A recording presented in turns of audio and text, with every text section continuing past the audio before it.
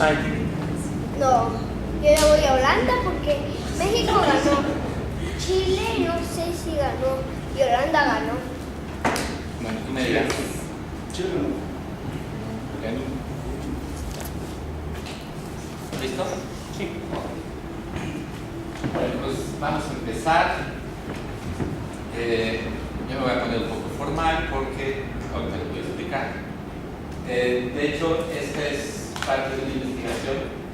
Yo me llamo Rubén, soy investigador del Centro de Investigación Teatral Rodolfo Usigui en la Ciudad de México. Y digamos que mi tema de investigación es, pongámosle por ahora, la escena expandida, son las nuevas teatralidades, lo que está apareciendo, y muchas de estas nuevas teatralidades pues tienen que ver con trabajos más sobre lo real, sobre tomar materiales que no están ficcionados, ¿no? O atravesar los trabajos ficcionados con emergencias de lo real, de la realidad, por un lado. Pero eso abarca muchas cosas, pero eso a su vez hace que el trabajo del espectador cambie mucho. Muchas de esas teatralidades están basadas mucho más en un espectador singular que en un espectador homogéneo, como seríamos todos cuando vemos el fútbol. En las nuevas teatralidades hay mucho más la apelación a los espectadores en su particularidad, e incluso muchas piezas terminan construyéndolas los espectadores, ¿no? El artista simplemente pone una serie de principios y luego los espectadores terminan generando lo que sigue. Voy a decir cualquier cosa, pero no es cualquier cosa, es lo que sigue. Entonces, a mí me interesa mucho, digamos, es una parte de mi territorio de investigación, saber qué pasa con los espectadores una vez que las teatralidades se transforman. Hemos tenido este tipo de reuniones a veces con espectadores que ellos mismos han estado modificando la obra, ¿no? Entonces uno ya no sabe dónde empieza el espectador y dónde empieza el propio artista, ¿no? Donde los espectadores se vuelven artistas también. Y por otro lado, creo que algo que no sabemos mucho en el teatro mexicano es, bueno, pues qué piensa un espectador, pero no solo qué piensa, sino las obras que tienen que ver con su vida, ¿no? Es interesante saber si los espectadores tienen alguna relación con lo que han visto, si se relacionan, si no, desde lo que son. No sé si un problema, pero algo que le pasa al arte y que el arte nuevo está intentando romper es la idea de que el arte solamente habla con el arte, ¿no? Las artes ahora quieren dialogar más, entrar en los diálogos, en el diálogo con la sociedad, con lo que está pasando, y por eso hacen ese tipo de inclusiones con los espectadores, por eso se transforman, para tener una voz dentro de lo que está sucediendo y no simplemente ser las artes como algo decorativo o como ese lugar donde están solamente las emociones. Lo que demuestran estas obras también es que el arte piensa, que el arte puede unirse al diálogo de pensamiento y no solamente a la parte sensorial. Entonces, bueno, en ese sentido también me ha sido muy importante no solamente referirnos a lo que está ocurriendo en la capital, sino creo que todas estas cosas están sucediendo en otros estados de la República, no solamente porque sean una moda, no se trata de una vanguardia, se trata de una necesidad. Como dije hace un momento, si estas artes se mueven, se pueden hacer otras cosas, es porque la realidad está exigiendo que nos movamos, ¿no? La realidad la tenemos encima. Nosotros podemos hacer obras de teatro muy limpias, muy pulidas, muy asépticas, pero no sabemos en qué momento eso va a ser asaltado por la realidad, literalmente, ¿no? Entonces, antes de que la realidad nos asalte, pues los artistas salimos a saltar la realidad, ¿no? Para intentar transformarla, sobre todo después del sexenio pasado. No es una casualidad que todo esto se haya transformado durante los años de la derecha, digamos, ¿no? Bueno, es en ese sentido que pues que nos convoca el ejercicio que han hecho, que se ha hecho aquí con la obra Nosotros, con la creación colectiva, porque es uno de varios intentos en esta ciudad de intentar abrir otros horizontes de diálogo con el espectador, otras estéticas.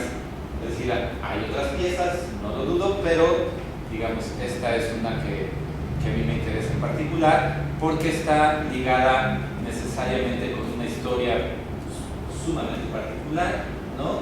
Que toca dos asuntos que me parecen interesantes, que es la historia de una familia de San Luis, que ha vivido en San Luis, que se desarrolla en San Luis, y que liga eso con su propio oficio, en este caso teatral, ¿no? Hay una metateatralidad, ahí hay un juego donde el teatro se mira a sí mismo, pero también de alguna manera hay la ilustración de una familia que, aunque sea atípica, de todas maneras nos dice muchas cosas de San Luis, ¿no? Y nos tendría que decir muchas cosas tanto de la historia de San Luis como de la historia del teatro de San Luis. Entonces, un poco la charla intentaremos llevarla sobre esos dos tópicos. Tal vez mencionaremos algunas cosas de la obra, pero sí quisiera decir que en cuanto a la obra, si es buena, si no es buena, si está construida con eso, no es tanto el objetivo, sino que la obra nos dé para hablar más allá de la obra. ¿Sí me explico? Pero bueno, cada quien, si en algún momento quiere hablar de la obra, si quiera, no pasa nada. Solamente indico hacia dónde intentaré llevar, ¿no?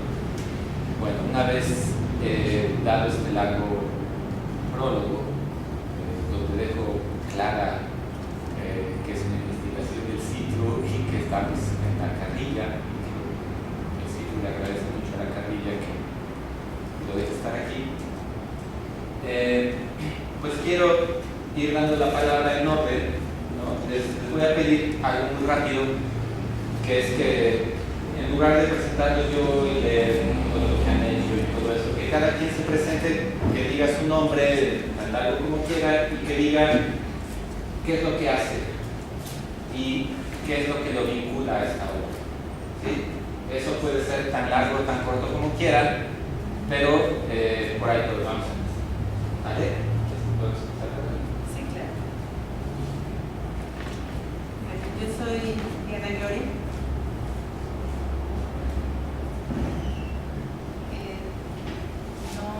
Mi única vinculación al teatro es mi familia. Los integrantes de esta obra y de este grupo son mi familia. Por ellos conozco el teatro, por ellos conozco mucho la cultura de mi ciudad.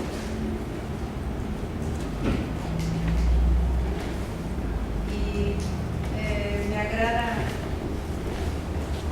agrada su trabajo, los admiro,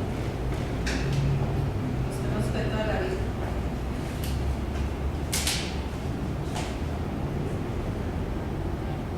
Y estoy aquí a solicitud de ellos y espero poder. Bueno, mi nombre es Juan José Campos, yo me dedico a teatro, centro destaco, ¿no? Que hace 20 años estábamos aquí a punto de estrenar el Entorno Imaginario, hace 20 años, y he sido jovencillo haciendo teatro y me he dedicado a lo que es, comencé haciendo la actuación en San Luis Potosí, dirección, docencia, después me dediqué tanto a la promotoría de grupos, actualmente coordino el proyecto Territorios del Arte, de cultura, y bueno, ella me incluye muchas cosas, creo que es un aspecto muy emocional, muy significativo de lo que yo he vivido, las experiencias que he tenido aquí con ellos en muchos sentidos. Bueno, la obra me atrapa mucho porque finalmente soy un cuadro muy territorial, soy 100% potosino y vivo aquí porque es una ciudad que me ancla, y soy muy tradicionalista en muchos sentidos en la apropiación con la familia. Entonces el hecho de verlos a ellos reflejados como estas familias que sobrevivimos los años, los tiempos, y seguimos tratando de rescatar esa esencia como familia, y en ese sentido me identifico mucho porque también defiendo mucho mi anclaje de mis tres mosqueteras y yo. Entonces eso fue lo que me atrapó en su momento con este discurso. Yo soy Dala, soy actriz, soy fuereña, y lo que me vinculó con ellos fue cuando yo vi la obra, yo vi una necesidad, la necesidad que los hizo llegar a esa exploración, a ese contacto, e inmediatamente me conecté con ellos y sentí esa misma necesidad, y fue con esa necesidad con la que yo me vinculé y los vine a presentar. Yo soy Sayuri, intento hacer teatro, podría en algún momento ser activista también, me gustaría, y me vinculo con la obra pues porque soy potosina, porque tengo una familia igual que ha estado viviendo aquí siempre, que no se ha ido, y creo que hay una necesidad que se nota en la obra de querer hablar con el otro, o de querer sentir o mirarlo a los ojos en algún momento y poder estar compartiendo algo, quién sabe qué, pero con alguien. Y entonces en eso me vinculo con la obra y ya. Bueno, yo soy Gloria y mi lazo con la obra es porque también por mi familia, porque ellos son actores y actrices, y también lo que conozco de teatro es por ellos, amo el teatro por ellos, porque de alguna manera me han sabido llevar hacia las obras, y también los admiro mucho por todas las obras de todos los géneros que han montado, y esta obra en especial me llama mucho la atención porque habla de sus vivencias como seres humanos, y hay una necesidad de comunicación muy manifiesta, y por eso me gusta la obra y por eso estoy aquí. Gracias. Voy a empezar con una pregunta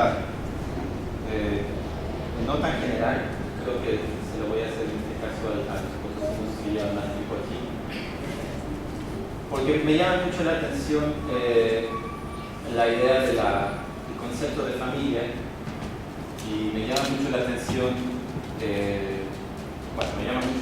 no solo porque es algo que nos convoca, sino porque es digamos, una de las formaciones sociales que más se ha transformado en estos últimos años, como yo, ¿no?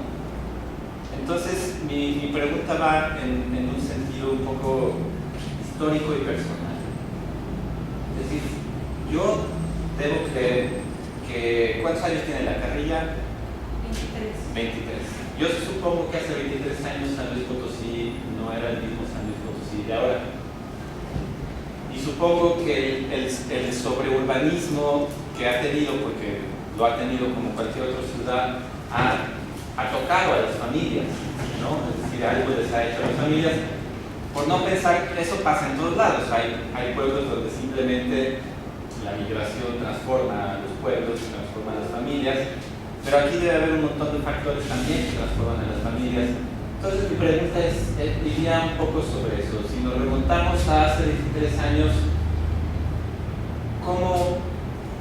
¿qué recuerdan de San Luis y qué recuerdan de San Luis con respecto a cómo se concebía la familia? Más o menos. Pero también nos pueden contar dentro de nuestra perspectiva. No tan lejos, a lo mejor, pero dentro de su propia perspectiva, de lo que hayan vivido. Pero empecemos por San Luis, por favor. Bueno, yo ubico, bueno, sí me llama la atención esto de la familia. porque en algún momento sí es un asunto que he defendido demasiado, a veces de manera como que me dices que no sé por qué mantener relaciones si en algún momento tendrían que acabarse o transformarse. Le ha apostado más a la transformación que al reiniciar. Me da hueva, digo, me da hueva empezar con otra persona. Ya estamos muy abiertos, ya no vemos más, estamos bien. Pero sí tiene que ver el asunto de una reapropiación que en mi caso sí se perdió. O sea, yo creo que yo tengo muy clavado la cuestión histórica política, porque tiene que ver muy claro que la crisis del 82 de López Portillo tomó a mi familia. O sea, de una familia estable con una infancia muy a todo dar. Hasta los 10 años yo recuerdo una infancia muy, muy rica, familiarmente todos unificados, a pesar de que el trabajo de mis padres era, pues mi padre era taxista, primero fue tránsito en las esquinas, fue motociclista acrobático en sus mejores momentos, y cuando yo era niño él era taxista. Entonces recuerdo que era muy agradable siempre el hecho que él llegara y recibirlo, porque él era taxista nocturno, entonces recibirlo en las mañanas y de esa manera muy emocionante para todos nosotros. Acompañarlo al mercado y una serie de dinámicas que tenemos con familia, y en la noche ahí me tocaba esta idea de tener boleados los zapatos y tener el refresquito de limón, el barrilito de limón al lado de la cama para llegar a medianoche a descansar y luego retomar el turno, y a veces me sumaba a él. Pero luego, cuando llega la crisis del 82, es muy evidente que algo sucede, que se fractura la familia.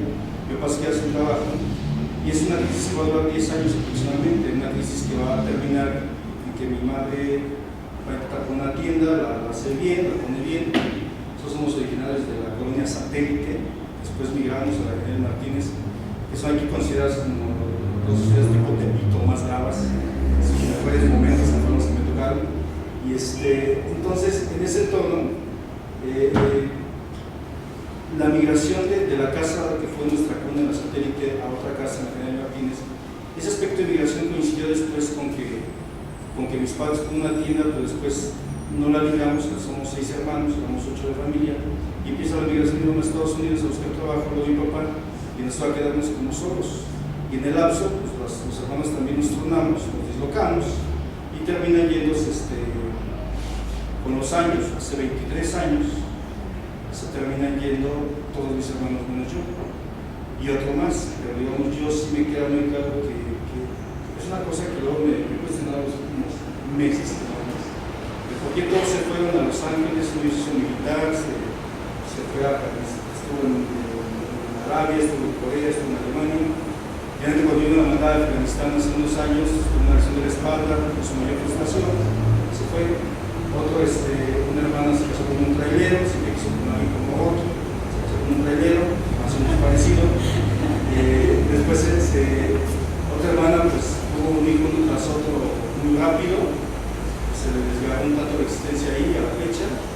El más pequeño fue el que acabó una carrera allá en Estados Unidos, y como que esas estrellas se fueron reaccionando con nosotros, que me quedé como una especie de papá, porque los hermanos mayores un poco renunciaron a esa idea. Yo siempre dije, si yo tengo una familia no quiero, o sea, sí es muy aterrador, es muy dura la situación de sentir un vacío, ¿no? Entonces, eso mi temor era de médico, eso mi temor era tener cosas, pues con una porque surgió una ponencia también esta familiar, personal, surgen dos. Y entonces, el sentido de siempre defender y dejar cosas, y decir, voy a anclar a San Luis Potosí, es por esa sensación extraña de decir, lo exterior me tronó muchas cosas, la idea de emigrar me tronó muchas cosas.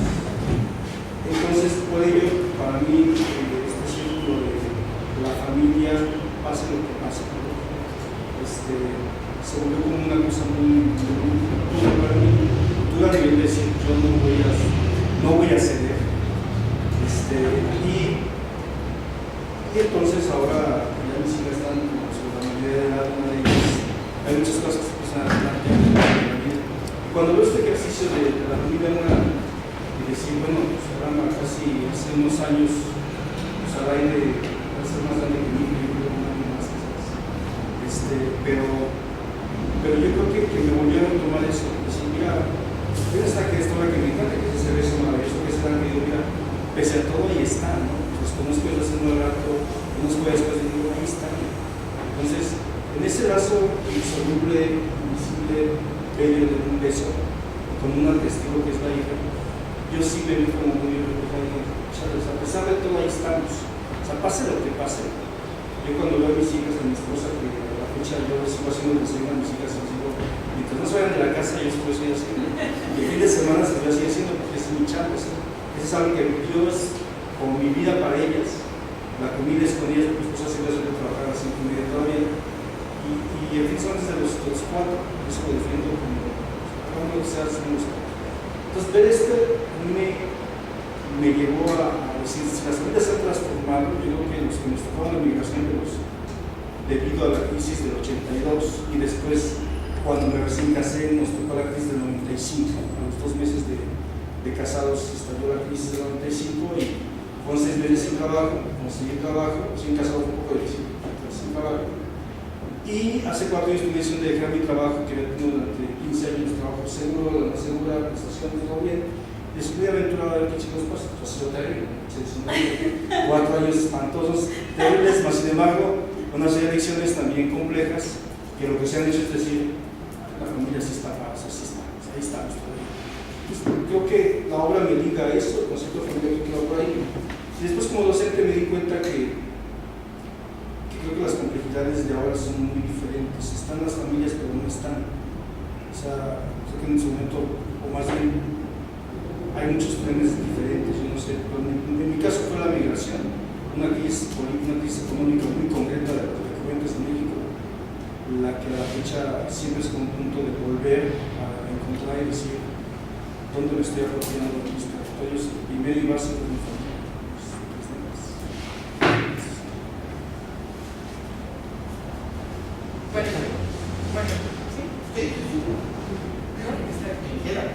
Bueno, pues yo tengo 22, entonces eso.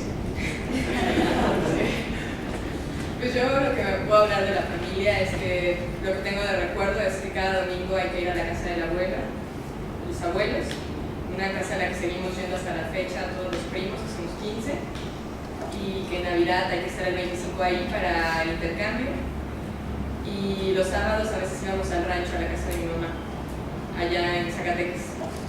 Pero todos los domingos a la casa de los abuelos. Y para ir a la casa de los abuelos hay que vestirnos bonitas y hay que poner los vestidos y los moños y no me vamos a entrar en el piso porque me ensucio y hay que no pueden comer dulces antes hasta que lleguemos a la casa de los abuelos y ya. Me acuerdo mucho de esas cosas que eran como muy marcadas, que aunque me gustaban, a veces no quería ir, pero tenía que ir. Porque así es, y de la familia, al menos que es aquí la de mi papá que vive aquí, creo que mi familia es como uno de los peores ejemplos de todo el conjunto, porque, bueno, mi hermana, desde cuando cumplió 18 se fue con su novio, que era el vecino, vive con él hace 4 años, luego yo me voy de la casa hace 1 año, y es como, pero si no te has casado, ¿no? O sea, mi papá me lo dijo una vez, ¿no? Mi sueño es que salgas vestida de blanco de aquí y está bueno, alguna vez también fue mi sueño. Y creo que la familia aquí sí creo que es muy importante y es como un punto fundamental, pero creo que por ejemplo este tipo de rompimientos, de que llega después gente y nos diga, es que tu familia está desestructurada, o sea, no es una familia funcional, cuando ahora que estamos separados yo la siento más funcional que nunca. Creo que tiene que ver con esos modelos que tal vez tienen que, si no romperse, modificarse o evolucionar. Y eso es como, en San Luis creo que está muy claro, o sea, la familia tiene que ser de una manera y no solamente creo que se expresa dentro de la familia, sino también en otras cosas. Creo que es un estado, o una capital más bien, donde no pasa nada, donde nos gusta estar bien y sonreír y está bueno, pero creo que no es tan sincero. Sin embargo, también creo que hay otra parte de la familia que es esa parte fuerte que sabes que va a estar ahí, que te va a apoyar y que vayas a donde vayas, te la llevas contigo y la piensas y la extrañas y cuando regresas, aunque esté toda desestructurada y desfigurada, te da un gusto estar ahí dentro porque te han enseñado desde siempre porque eso es lo que siempre vas a tener contigo, la familia. Y creo que tiene esa cosa dual, que es como, siento que es muy cuadrada, pero también que ya que entras a ese cuadro, hay como una cosa de masa que se puede moldear. Eso, y eso de la familia, que es. Hay de pensar algo mismo. Perdón, piensa lo mismo. ¿De la familia? Más o menos. Pues son dos visiones, pues, ¿no? Lo que pasa es que en San Luis Potosí es una de las ciudades, más aquí en la capital, donde estamos catalogados, estamos etiquetados y seguimos así. Hace 20 años, 23 años era más marcado de santurrones, de persinados, de hipócritas,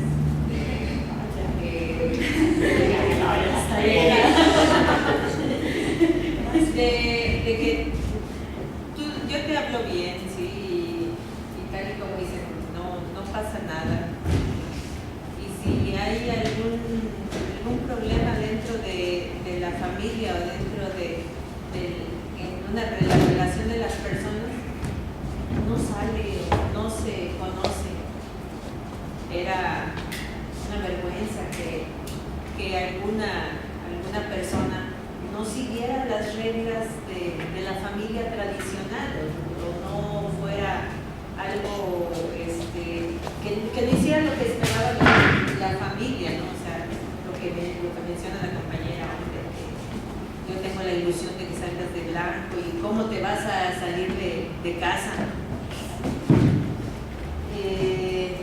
En mi familia fue algo muy, muy peculiar, porque nosotros éramos, no pocos hermanos, seis hijos. Mis padres trataron o siempre quisieron tenernos unidos, quisieron tenernos bien. Mi madre dedicar a sus hijos, mi padre al trabajo. Nosotros lo veíamos muy poco. La diferencia que dices que mi papá trabajaba, y bueno, después de la diferencia que trabajaba todos los días lo veían, nosotros lo veíamos con menos frecuencia, a veces cada semana, a veces pasaban 2 o 3 meses y no lo veíamos. Entonces, si tú tienes a tus hijos, iban a la escuela, llegan a comer, salen a jugar, hacen su tarea, llega la noche y se guardan en su casa. Pero de repente tienes por ahí a alguien, a uno de tus hijos, que está adoptando costumbres extrañas, porque llega no es tan grande, no es un adulto, tiene 14, 15 años, 13 años apenas, y anda cantando canciones extrañas, le escuchas esas canciones, pues no sé, muy lejanas,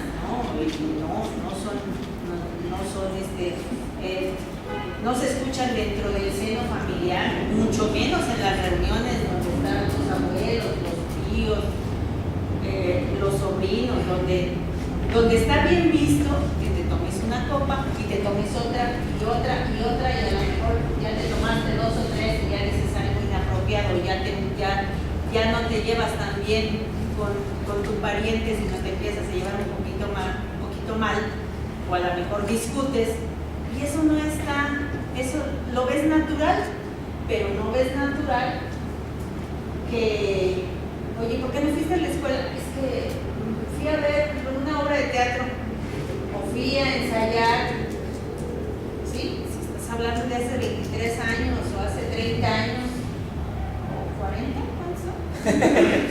Y tú dices, oye, ¿y esas personas quiénes son? ¿Sí? Y los ves como ejemplos del mal. Y tú como hijo así los ves, porque esa cultura tienes, así te han enseñado, ¿sí? De que lo que no está bien visto por tu madre, por tu padre y por el párroco de la iglesia es pecado. Y está mal. ¿Sí? Y entonces ese hijo incomprendido, obviamente, pues saben que yo sigo mi sueño y se va. Y es una pena terrible para toda la familia. Y dices, ¿cómo puede ser posible que suceda esto? Y todos le decimos, porque todos le decimos, te vas a morir. ¿Qué vas a hacer? ¿De qué vas a vivir? Bueno, todos nos morimos de hambre, no porque andemos en el teatro. Digo, no es garantía. Tú puedes ser profesionista, puedes tener una carrera y no es garantía. Lo importante es que seas feliz. ¿Cuándo lo estamos comprendiendo? 23 años después, ¿sí? Y esa madre, ese padre y esos hermanos posteriormente estuvieron muy orgullosos de ese miembro de la familia que había estado así y de esa familia que conformó después.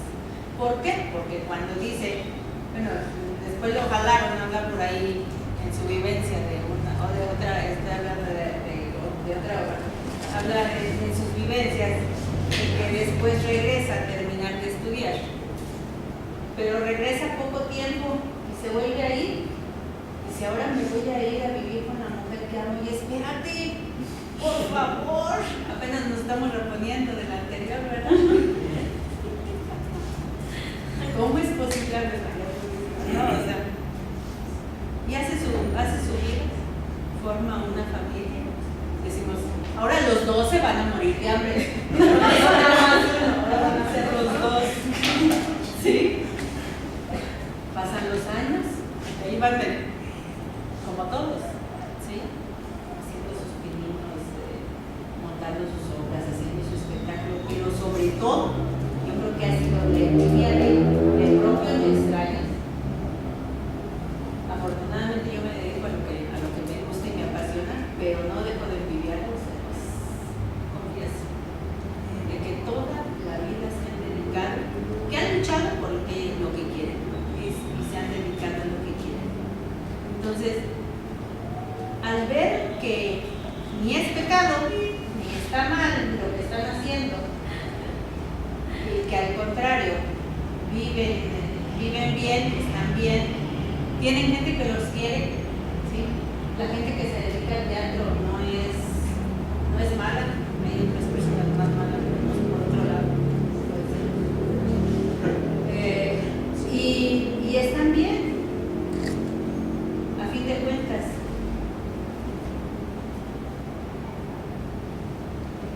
Y son aceptados, son queridos, son amados.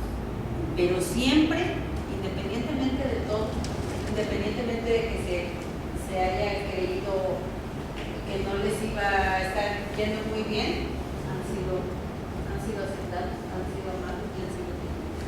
Sí, y ahora con esa apertura, con esa nueva visión. Yo recordaba, y perdón si me estoy extendiendo, yo recordaba cuando estábamos iniciando, que hace 20 años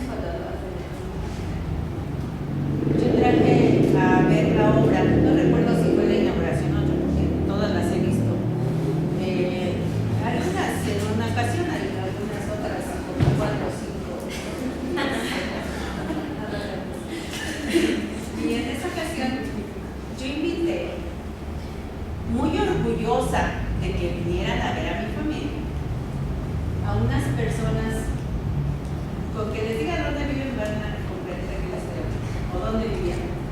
Vivían por la colonia Polanco, por la colonia Las Lomas, ¿sí? O sea, personas muy finas, acostumbradas a otro tipo de espectáculos. Justo cuando empiezan las bellas palabras tan abiertas y tan rico el lenguaje que tenemos. Recuerdo yo que por algo dudé en invitarlas, ¿sí?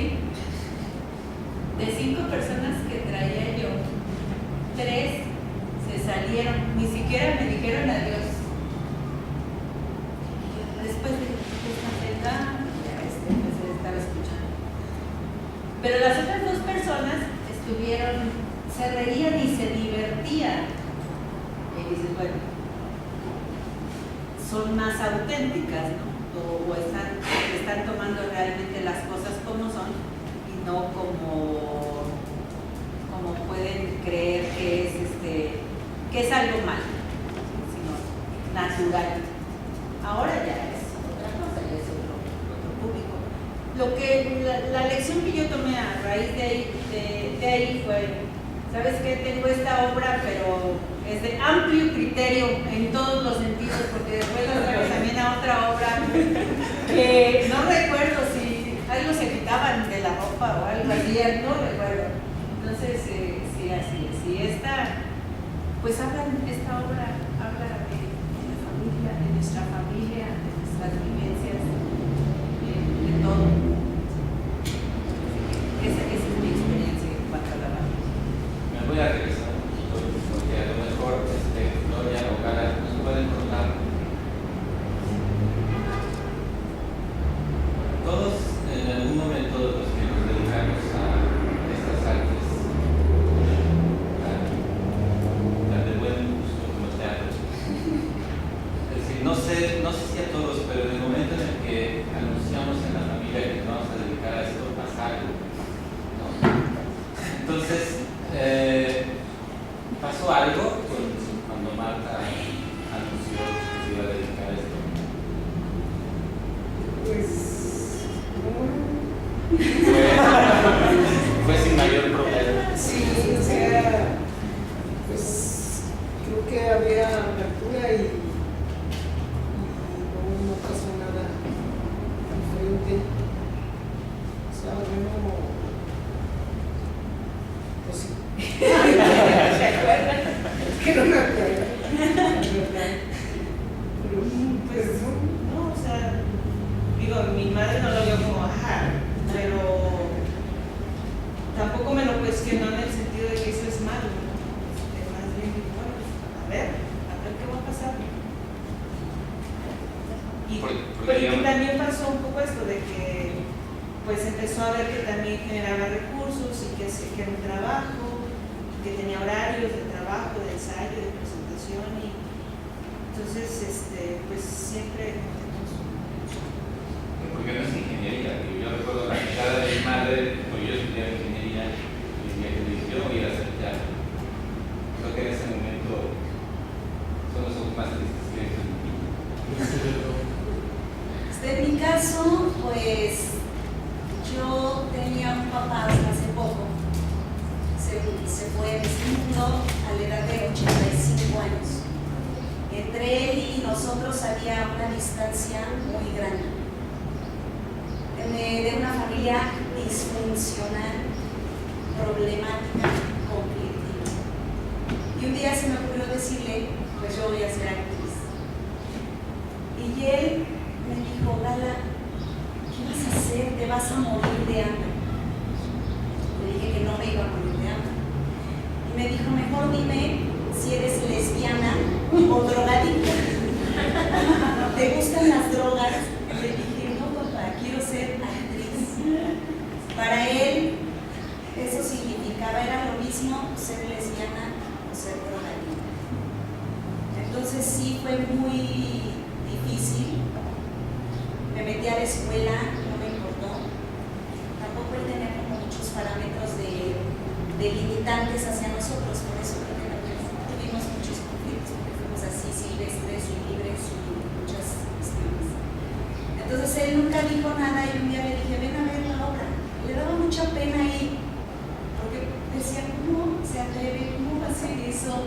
Qué vergüenza que se atreva, y al final, porque fue en un examen final, me dijo, si eso es lo que quieres hacer, hazlo, pero dedícate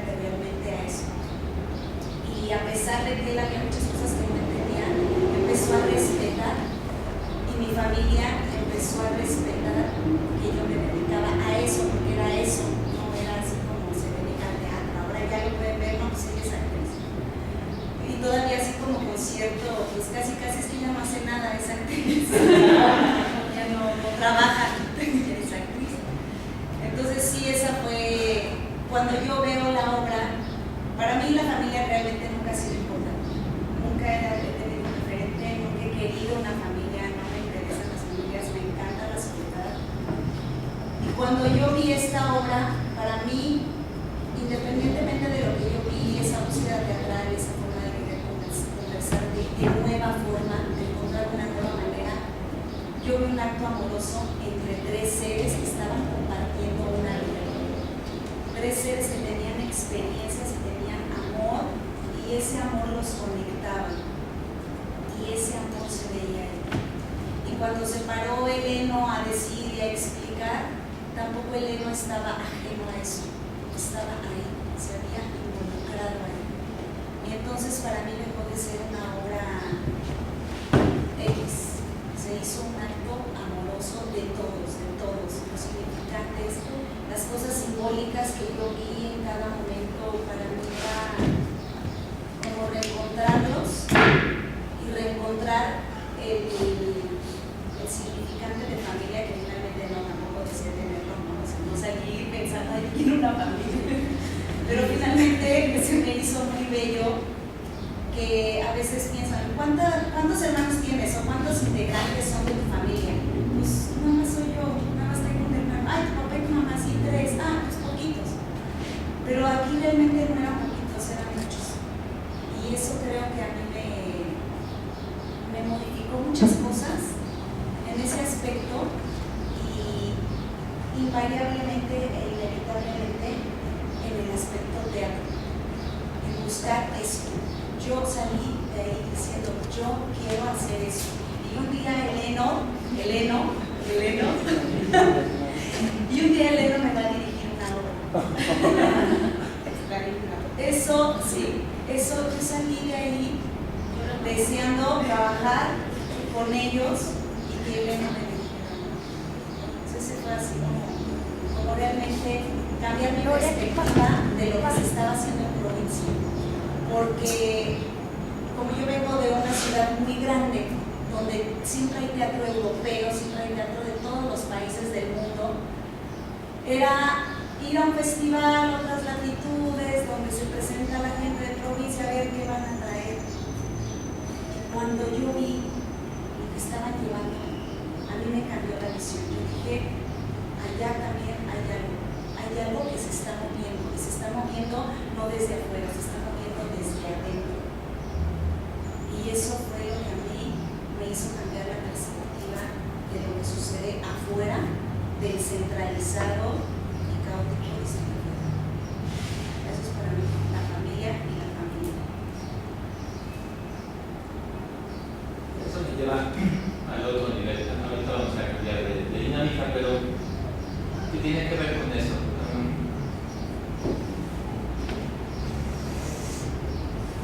Les voy a hacer a nosotros una pregunta más o menos similar, pero para que me la respondan desde donde están. La pregunta es, ¿ha cambiado el teatro de San Luis? Es decir, desde aquel enfermo imaginario, acá, ustedes que son espectadoras profesionales, y ustedes los que son hacedores profesionales, no importa cuántos años tengan, ¿ha cambiado el teatro? ¿O sigue siendo igual?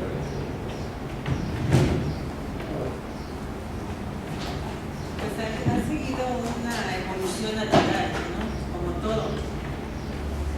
Ha tenido esa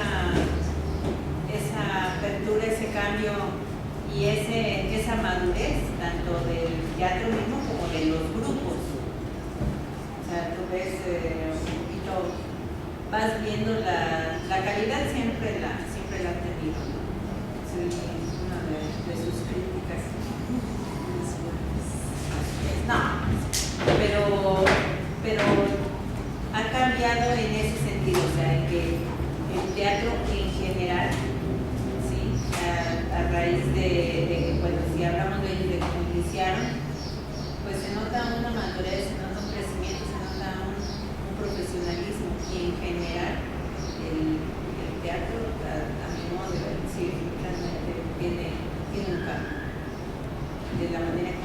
comentabas, o como tenías antes las obras que mencionas, ya tenías un lineamiento establecido, seguías un guión ya conocido, ya de escritores ya conocidos, a después estarlo transformando en unas dimensiones más personales, pasando por las modificaciones o las adecuaciones que cada uno le ha hecho, o los arreglos a la idiosincrasia del potosino, o de la gente, o del público que lo está viendo, no sé, un público infantil o un público adolescente, que a lo mejor tú le hablabas de la época colonial y tenías que adecuarle el lenguaje, por ejemplo. Bueno, es que a mí me quedo pensando porque yo creo que San Luis es una ciudad donde sus creadores han estado como en la búsqueda de qué decir, o sea, qué decir desde su propia territorialidad. Creo que no ha sido un camino fácil, creo que ha sido muy complejo. O sea, la historia de Teatro Potosino es demasiado joven, diría yo. Acaba de fallecer el maestro Galindo, que digamos generó, ese es el maestro que se dice, como una clase, un taller, unas clases con Sekizano, con una serie de maestros, en los años 50, 60, en algún momento llegó a San Luis y se hablaba de él como la panacea, entre las familias burguesas, las familias bien, de San Luis Potosí.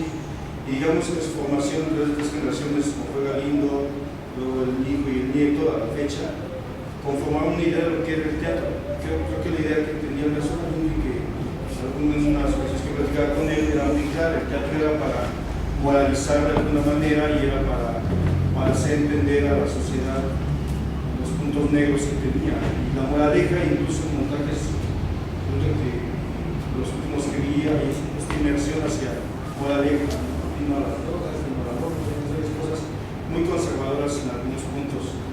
Y mucha gente pasó por ese camino de nuestro Galindo.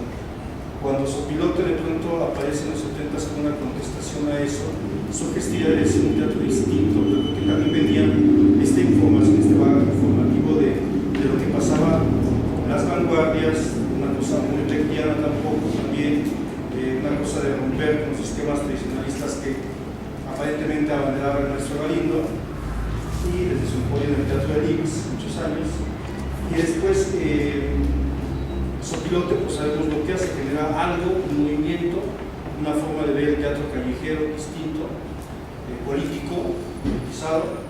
Después se van, migran también a la Ciudad de México. Entonces han visto, en ese acontecer, ese semillero, pues sí surge gente como los mexicanos, gente como Morán, gente como Jesús Coronado, por supuesto, posteriormente Caburi, y son gentes que empiezan a generar un movimiento fuerte, yo creo también de querer dar una identidad a lo que el teatro potosino podía ser. Pero creo que seguía siendo, si no me equivoco, esta idea de replicar.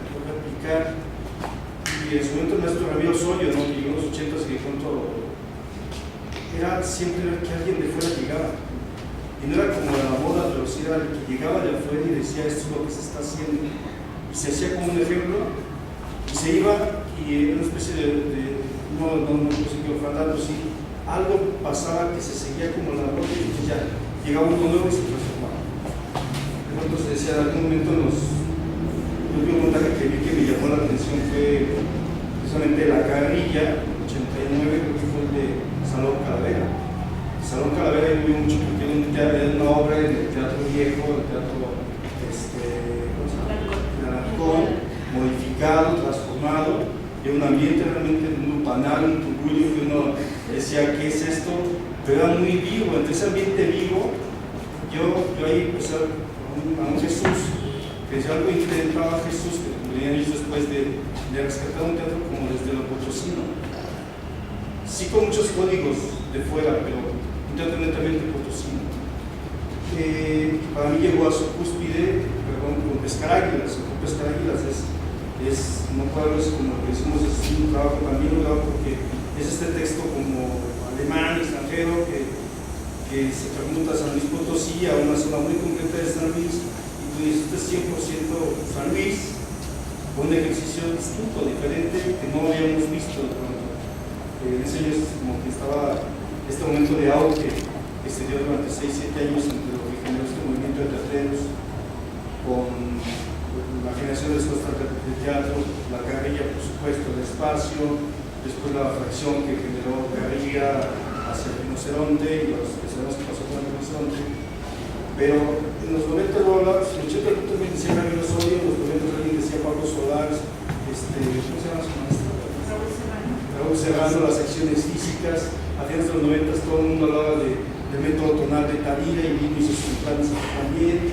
Y después en algún teatro del cuerpo de Vargas, todo el mundo hace teatro del cuerpo.